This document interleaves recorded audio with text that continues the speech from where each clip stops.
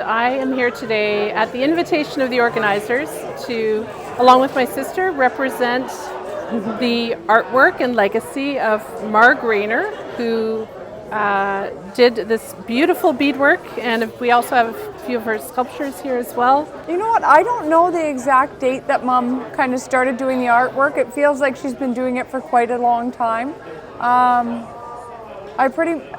When I graduated elementary school, I feel like Mom really got into her Native history and just kind of continued to evolve things with herself. Yeah, and she just loved doing the beadwork.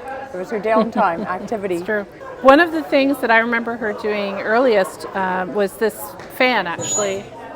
So she made this for me as part of regalia for dancing at a powwow, and it's the part of the wing of a great blue heron, which was found, not killed, but she harvested the wing and made a fan of it for dancing. So she started doing beadwork with sort of a traditional style, like an appliqué on leather, and made several pieces like my bracelet as well.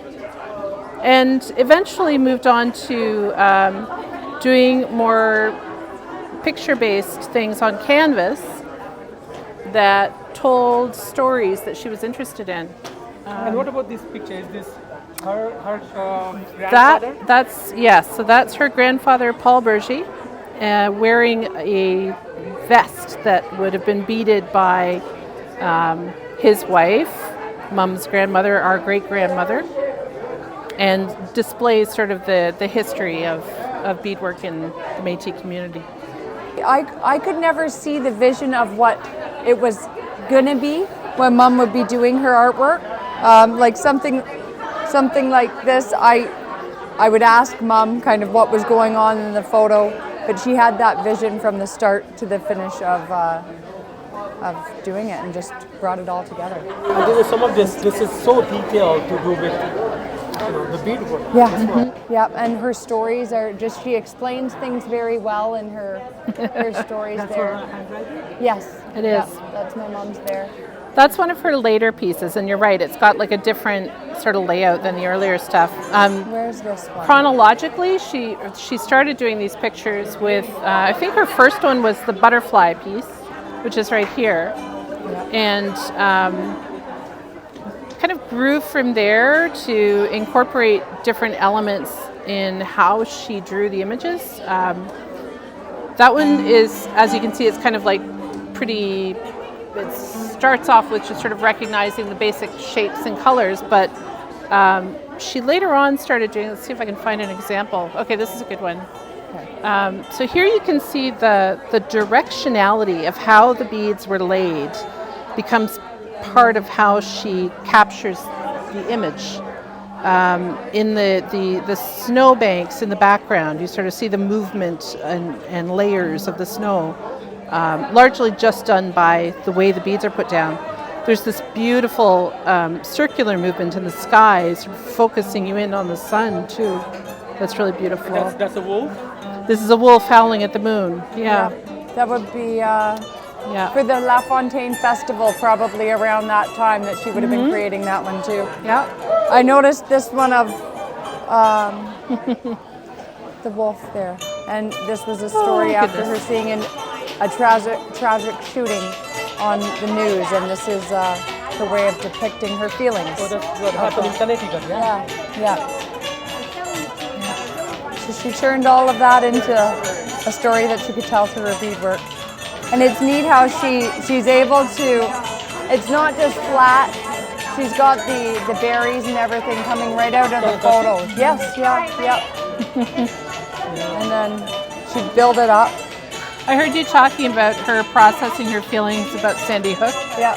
And one of the things that has really stood out to me after losing her is how important art is for all of us in processing loss and grief and working through those feelings. I know for myself, like I've picked up her dulcimer recently and I've started learning how to play a song.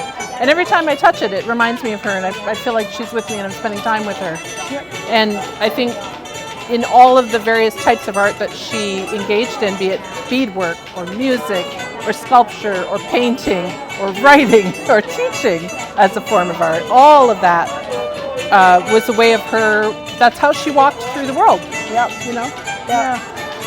Since you're capturing most things, there's a beautiful image of our mom right there with a hat and a scarf that she created. I show too much. This one Yeah. printing? Yep. And there's the photo of her wearing her. So she made that quite some time ago. And what do you think about her legacy? Because I talked to so many people and they highlighted her importance as her daughter. Think of her legacy. I wouldn't have expected anything else, honestly. My mom was a selfless individual that loved giving back to the community. So it's neat to be able to do these things. She tried to get at least myself to many of these types of events. I didn't get there when she was here, but doing these things in her honor is amazing. And being a part of the Georgian Pines drumming circle as well, it's all because of my mom. So that's how we're continuing things. I think of legacy in terms of the things that you leave behind, but also the people and what they carry on after you're gone. And the fact that this event exists, George was talking earlier about how instrumental she was in getting it started and getting off the ground. If there was one thing Mum was really good at, it was connecting people from all the different areas of her life and bringing those people together that needed, finding synergies and finding the ways that people could help each other. So when I think of legacy, that's what comes to mind for me more than anything else.